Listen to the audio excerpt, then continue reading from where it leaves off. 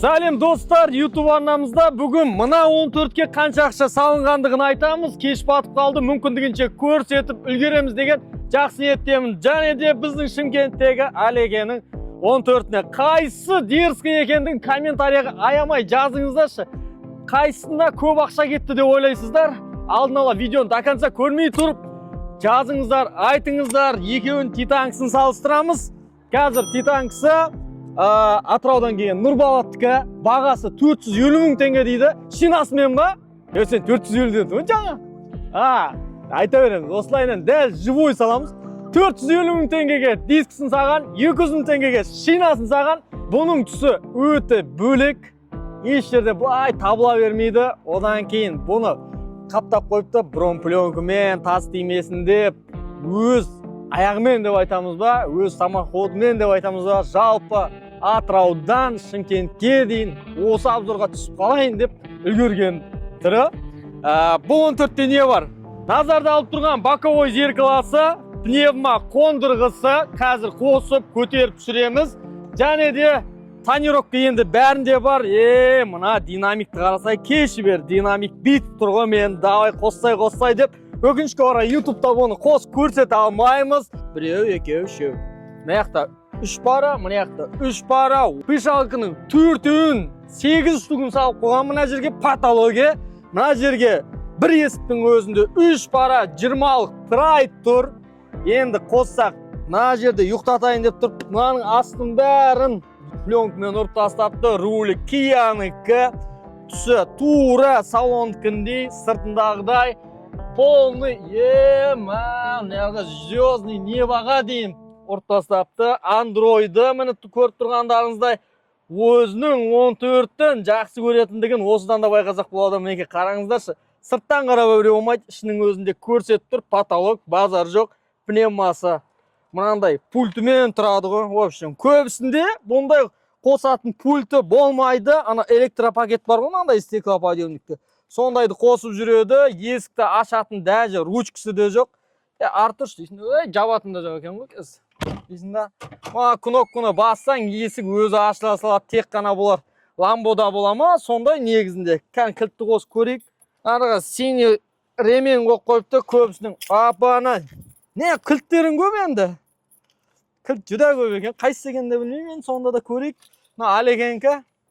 Аңғырсай. Жай ұйқыдан оянып атқан сияқты сені болып жанып атыр ғой. Автомат айдап үйреніп қалған екен. Скоростан шығарып ұмытып кетем, кеше біреудің машинасын жабыстырып жүргіздім. Ошын келген кезде от алып тұр. Жай әшейін от алып тұр. Пневма қондырғысы міне. Айбай, дауысы шығады екен, бірақ четкий отырады екен. Міне. Кесілген ғой асты. Полный бұны SPL шопқа жасатқан. Мынау не зат дейтін болсаңыздар, пневма қондырғысының атмосферасын осы жерден тексеру үшін арналған зат. Бәрекелді мына түстердің, цветтердің барлығын қосқан кезде синий болып жанатындай қылып қосып қойған екен. Мінеке көрініп тұр. Магнитофон Пионер, оригинал. Бағасын бәрін айтайын десем, Нұрболаттың өзі абеке түспеймін, түрім әбіржіп тұр, трассадан келдім деген екен. Істей алмай жатырмыз. Мына жерде тұрғаны спидометрді лобовойда көрсететін бар, генератордың тоғын қанша беретіндігі бар. Салонда ерекше мына рычагтарының бәрін, общий сиденьяларын бәрін синий қылып алькантарамен, арт жағын кожамен қаптаған екен. Қазір видеоның ішінде болады. Егерде өз 14-теріңізге сиденьяны қалай қаптаймын деп ойланып жүрсеңіздер, достар, осылайынан салуға болады. Нұрболатта үйтіп ұстап тұрып, бағасы қанша болғандығын сұрайтын боламыз. Енді артындағы сабын көрейікші, сабы ғой бізге қызық болып тұрған. Кемшіліктерін де айтайық, жасырмаймыз. YouTube'да барлық нәрсе ашық айтылады. Мына жерде тұрған спойлері сәл-сәл не толау, краскасы біртүрлеу болып тұр. Бұл нәрсені айтамыз. Дейінші ондай болып тұрады. Өйткені бұл кузовтағы краска темірге болған екен әдемі отырады. Ал мына пластмас жаңағыдай губкаға отырған екен сәл-сәл цветтер айдынса болады. Кемшілігі осы ғана мен байқаған. Және де тағы бір кемшілік байқадым. Кілттері бар ғой, кілттері. Қолда алып жүретін ыңғайсыздау екен. Міне потолок. Ақшаның бәрі қайда деп сұрайтын болсаңыздар, ақшаның барлығы бұның артындағы сабында, пневма қондырғысының мына детонатында және де мына жерде тұрған усилительдер, бұл усилительдің бәрін мынандай деп айтайын десем, SPL-ді сәкең немесе диаз керек болады да. Мынанша ватт, мынанша киловатт, анау, мынау бәрін айту керек болады да. Ол үшін мен оған жаңағыдай есебім жетпей қалды, оны айтатын болсам. В общем, мына YouTube 1-2 сағатқа созылып сериал болып кетейін деп тұр. В общем, машинада тұрған корп дерзкий жасалынған. Сөздің қысқасы, достар, корп аласың, бағасын білесің, сап аласың, онда бағасы где-то 500 мың, 300 мың деп бәрін жаттап алуға болады. Көп адамдар музыканы жинаған кезде, ой, примерно 1 миллион, примерно 2 миллион деп есептей береді. Негізінде ақшаның барлығын жейтін мынау тұрған усилительдер. Біреуі динамикке арналған, біреуі пишалкаге арналған, біреуі сапқа арналған. Одан кейін мына проводкалардың барлығы, мынандай проводканың ақшасына сіздер үйге полный тоқ жүргізе аласыздар ғой. Сол себептен де ақшаны көп кететіндігі 10 миллион 500 мың шығу себебі осылардан болады. Соны айта кеткім келіп тұр. Давайте музыка жинаңыздар, жарыңыздар, Қазақстанның атын бар жаққа шығарыңыздар. Бұл керемет эмоция береді. Бұл машинада өзіндік бір кайфы бар десек те болады. Жалпы мен көңілімнен шықты. Сіздерге берер кеңесім. Давайте қолдаңыздар, ұнаған заттарын өздеріңізге сақлаңыздар көшіп. Дискілерін қараңыздар мінекей. И моторның астында не бар екен? Капотының асты точно білім шашылып жатқан сияқты осыныңша. Йопсың. Ай, демей-ақ қойын, енді трассадан келген екен кешірімі бар, 8 клапан. Сол 14-тің родной моторы тұр мына жерде. Аккумуляторсыз жүреді бұл жігіттер. Енді трассада жүріп, самоход өзінің кодымен келген екен, ештеңе айта алмаймыз. Капоттың астында бетіп айтатындай ештеңе жоқ. Билет тұр ма, не тұр? Гайлерге стап бере салайын дегенсің ба?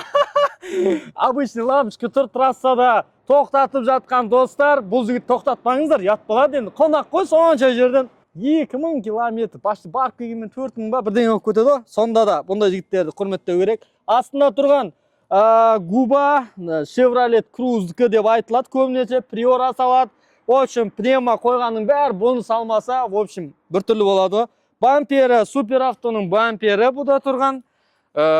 Вид, енді цвет әдем болған екен, әдемі титан қойған екен, енді лобовой антиблик, қателеспесем, тонировка емес қой, антиблик. Бұны бүйтіп сырт көрсеңіздер, өздеріңіз-ақ жібере саласыздар деген ойдамын. Жалпы машинаның құны қанша кетті? 10 миллион 500 мың теңге кеткен екен достар. Өзі айтты. Енді айттым ғой, трассадан келген екен момент тестап қалу керек болды да, сол себептен де өзі самай қалды. 10 миллион 500 мың. Енді кеттік Алмастың машинасын шұқылап көрейік. Мынаның музыкасын біз Instagram парақшаға салатын боламыз. Білесіздер, YouTube'та қосуға разрешение жоқ. Мен айтқым келетін красавчик. Келесі машинаға кеттік. Келесі кезекте Алмастың 14-ті.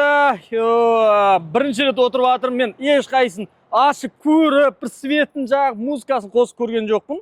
Сразу кеп, сразу жүріп қалып жатырмын. Моментте, вай, бұда да Кияның рулі. Бұл жігіттің ароматы өзгеше екен. Анаяқтан байқамадым, бұндай запақты, ванюшкісінің иісі басқаша шығып тұр.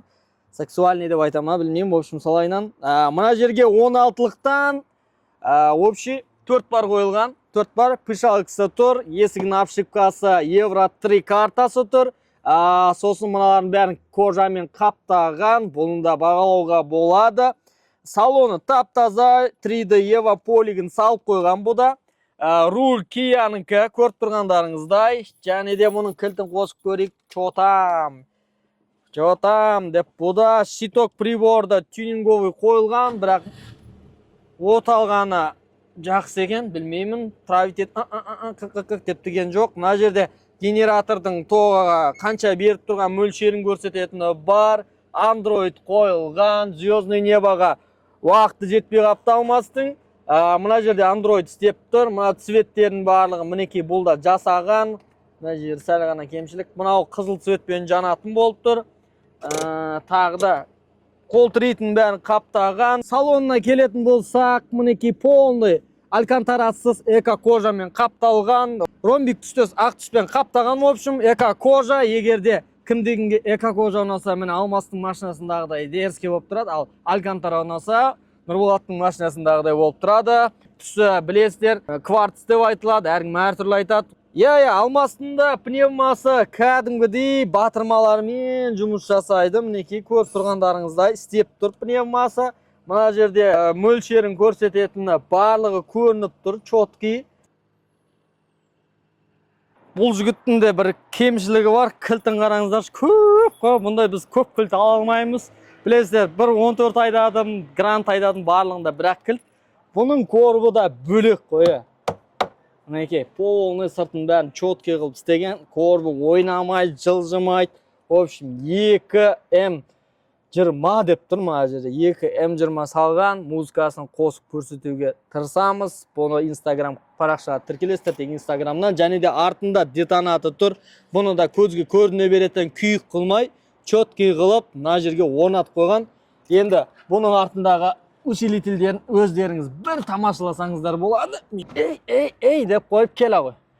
Бай жол алайын деп қалдық қой. Алмастың өзі жоқ, қаттырақ ашып көріп. Қараңыздар достар, бұда тұрғанда детонат FSD дейді. Тұрған 1500-дік Apollo тұр ма жерде. Біреуі саптікі, біреуі динамиктердікі, біреуі пишалкінікі. Мынау тұрған дистрибьютер вообще салонға, моторға, аккумуляторсыз жүруге мүмкіндік береді. Осы арқылы мына усилительдің барлығына жеке тоқ күші барып тұрады.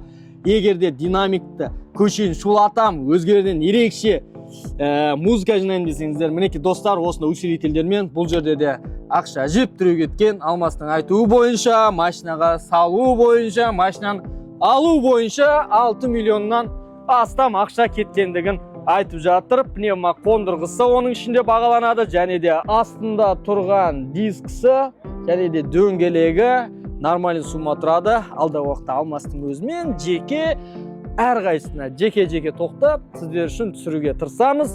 Қайсы 14 мықты екенін комментарияға жазыңыздар. Кәнекей. Ашық екен ғой, мен қателеспін достар. Мінекей бұл жерге қою керек. Амортизатор деп айтылама, қалай айтады? Апора. Алмастың моторына келетін болсақ, жылтырап тап-таза болып тұр екен. Көрдіңіздер ғой, моторына қалай қарайды. Бұл енді трассадан келген жоқ қой. Осы қаланың машинасы болғаннан кейін таза жүреді. Мына жерде вакуум спорт деген сап қойған. Мотор 8 клапандық, аккумулятор тоже бұда да жоқ. Аккумулятор деген не екенін білмейтін жігіттер. Заводской сток болып тұр. Артық ештеңке қойылмаған. Алдында тұрған бампері болатын болса, супер автонікі, туманик обычный, ақ лампамен қойылған. Ал достар, ендеше Алекенің немесе Нұр Автоваздың қайсының жанкүйерлері көп екенін осы YouTube арнамызда, комментариямызда анықтайтын боламыз. Бір адамға сыйлықта жасауымыз әбден мүмкін. Давайте қолдаңыздар комментарияға. Ең көп 10 күннің ішінде ең көп болған адамға мен Абукардың атынан лично 10 мың теңге сыйлық жасайтын боламын. Әрқайсысын жеке санаймын. YouTube арнаға кіріңіздер, тіркеліңіздер. В общем айтқан кезде осы шоуды тамашалап жанкүйерлерін анықтайтын боламыз. Ендеше сәттілік.